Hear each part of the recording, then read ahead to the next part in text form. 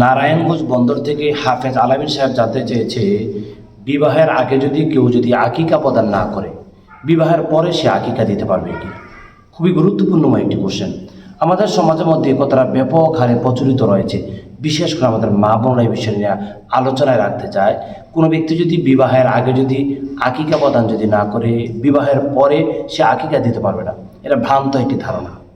এটি জঘন্যময় এবং নিন্দনীয়ময় একটি ধারণা। এটা কখনো নবী মুহাম্মদুর রাসূলুল্লাহ সাল্লাল্লাহু আলাইহি ওয়াসাল্লামের হাদিস দ্বারা সাব্যস্ত নয়।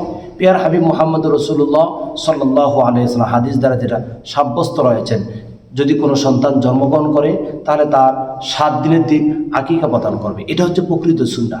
7 দিনের দিন সে আকিকা প্রদান না করে, তার গার্ডিয়ান, তার পরিবার, তার অভিভাবক 7 দিন আকিকা প্রদান না করে, তাহলে অন্য যেই কোনো সময় তার জীবদ্দশায় যেই কোনো দিন, যেই কোনো মুহূর্ত, যেই কোনো সময় আকিকা দিলে তারা আকিকা আল্লাহ তাআলা কবুল করে নেবেন, আল্লাহ তাআলার কাছে গ্রহণীয় হবে। তাহলে আমাদের সমাজের মধ্যে যে কথাটা ব্যাপক হারে প্রচলিত বা প্রচারযোগ্য রয়েছে, সেটা হচ্ছে বিবাহের আগে আকিকা না দেয়, পরে আকিকা দিলে কবুল হবে না। এটা ভ্রান্ত একটি ধারণা এবং নিন্দনীয় একটি বাক্য, আমি এটি বলতে পারি।